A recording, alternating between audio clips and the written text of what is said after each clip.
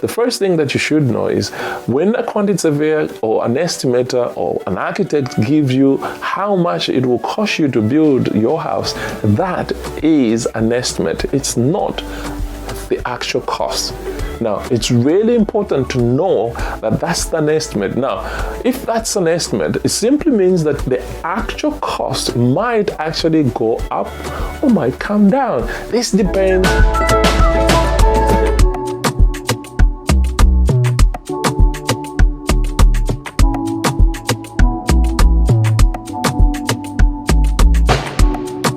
Good morning, good afternoon, good evening, wherever you are watching me from. Hey, welcome to The Awakening, and my name is Kelvin Piri. So excited and privileged to run this series that I'm running on YouTube, How to Build in Zambia While Living in the Diaspora. I think, hey, I'm learning quite a lot, and I think it just reminds me of so many things that I need to be aware of and just be conscious of every time I'm thinking of building back home. And I think definitely with what I've done, that's not the end. Probably will do more projects back home.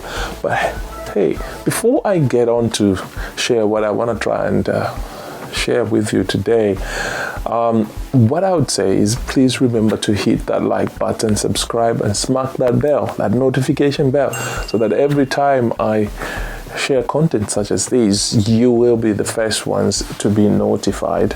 Now, let's get on with what I wanted to share. Now, if you look at the last two videos that I've shared, one I showed you what I was able to do when I visited home in Zambia in 10 days, what I was able to do on site. And I probably will maybe talk a little bit more on what I was able to achieve and possibly, and so that you just understand, quantify to see, you know what, because when you look at the video, you probably don't really be like, oh no, but what is it that he has done? So I will be probably talk about that in the future, in my next videos, so that you understand that it's really important to visit site because you can push, because it's all about pushing. Last week I talked about the importance of us really making sure that you check the people that you are employing, the people that you are engaging to do your work, because obviously, not everybody will go to a contractor. Even if you had to go to a contractor, there are certain things that I have shared in the past that you need to do before you appoint a contractor. You just don't just jump on and see somebody that comes and then is talking and you think, oh no, this is a great guy.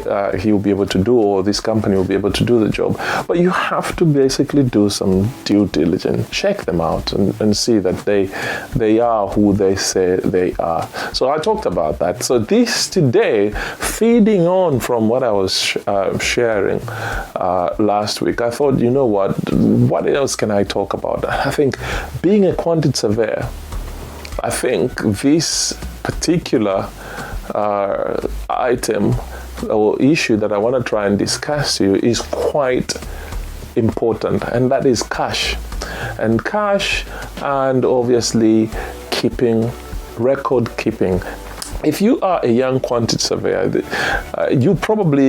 your bosses will talk to you about the importance of record keeping. Because if you don't keep the records, and this is keep an eye on what you're spending, records of what is changing and all that stuff, you will find that you will end up messing up the project, and it might cost you more because you don't have the records to basically refer to, and so it's really important. Now, the principles actually apply for us who are trying to build a house. Now, I want to look at that from a different angle, and I want to look at it from an angle of basically keeping a tab of what you are spending. Now, I've got a folder right here in the UK where I am. I've got a folder of all the invoices and all the costs that I was spending on all the projects that I've done back home. So the last project that I've done, I've got a beautiful spreadsheet which basically tells me how much I was spending, each element, how much it costed. You know, you're talking of if you go back and look at part 16 and 17, where we look at the packages, because that's how I package the project. So I have the cost for brickwork, substructure, roofing, and everything, electric, first fix, and all that. I've got costs of that. And the reason why it's important to keep a tab on your spending, one is, obviously you might say to yourself, but the architect gave me an estimate, or a quantity surveyor gave me a price of how much it's going to cost. Why should I look at that? Why should I keep an eye on that? The first thing that you should know is, when a quantity surveyor or an estimator or an architect gives you how much it will cost you to build your house, that is an estimate. It's not the actual cost. Now, it's really important to know that that's an estimate. Now, if that's an estimate, it simply means that the actual cost might actually go up or might come down. This depends on so many factors that sometimes, might have not been considered or might have been undervalued, because you don't know what you're going to find or what's going to change, and there's so many factors. So that estimate, that budget that you're given, that you need to know, that's not the final cost. So it's really important that you keep a tab of how much you're spending. Now, again, you ask me and say, but why? And the reason why I thought this is really important for me to share, to talk about this, is because I've met a lot of people that have actually built houses and so many things. And I would ask and say, how much did it cost you to do this? Some people will actually, no, but they wouldn't tell me. So it's really important. Now, why is it important for you to know how much you spent? For simple reason, because you are investing into your building. You really need to treat your project back home as an investment. We've talked about investing.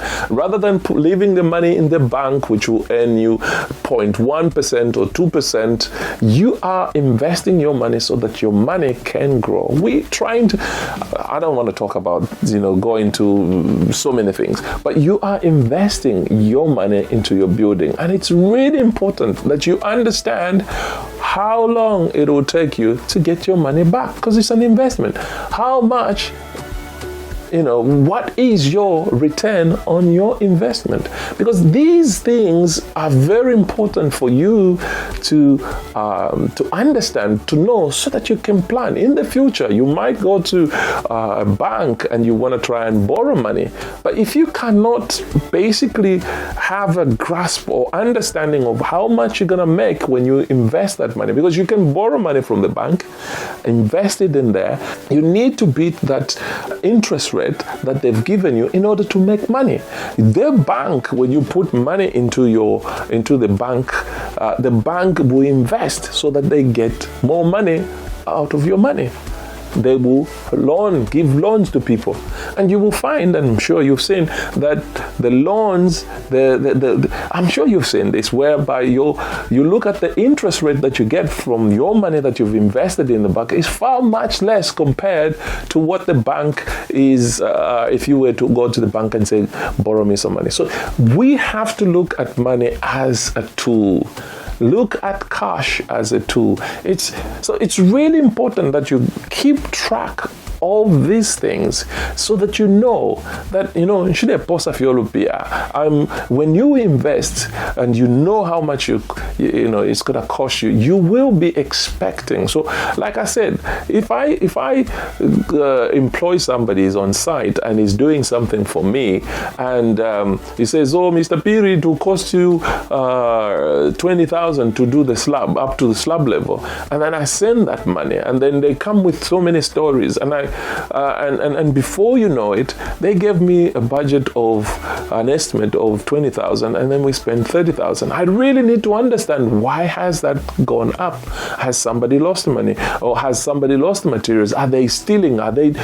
Just be on top of these things, because I cannot emphasize any less than I have done the importance of making sure that you are on top of your money. We've seen so many projects, and I think even in my experience as a quantity surveyor, or experience within the construction industry, I have seen where projects just fail to be completed because somebody has, they've run out of money, and I think even in individuals, we've seen projects where somebody built up to slab level and then in the the question would be, did they not know how much it's going to cost before they invest? We've seen buildings where it ended, the building ended just at slab level, and it's been like 10, 20 years. I mean, that's a waste of money. But I would not say it's a waste of money, because you could still get some money if you are able to sell that piece of land and the slab. But the reason why we want to try and start building is obviously to make sure that we complete the project. So it's really important that you make sure that you understand how much you're spending. You keep track of your spending. Like I said, the budget, the estimate from your BOQ, from a schedule of activities, or from your schedule of materials that we've discussed here, those will be estimates, will be budgets. But ultimately, the cost might differ depending on so many factors. And these things will be, obviously, if it's in our country, you'll be looking at fluctuation of the kwacha against major currencies. You look at the shortage of materials. You look at the rate of inflation. You look at the shortage of labor. So many factors, ground conditions. You get just a normal foundation, but then you discover the ground is completely different and you need maybe piling. So there's so many things that will affect your construction, but it's really important to keep an eye on this. And this will actually help you to make changes. For me, I actually look, because when I'm keeping tab of what I'm spending, I'm actually thinking of how much can I save, or if I change, or if I do this. So many things that I'm looking at. So next week, possibly, maybe I'll be talking about the importance of value engineering, and I will share some of the things that I did. Again, I know I've shared something in the past, but again, something that I did in order to save another 50%, more than 50%, by just doing a few things. And I'll share that in the next video. So I hope that you will find that interesting. And if you have any questions, get in touch with me. And if you have anything that you want me to talk about, get in touch with me. And if you need any help from me, get in touch with me. And remember to subscribe. Let's grow this community. Let's make it live. Let's make it exciting. So until next time, my friends, God bless you and have a wonderful weekend.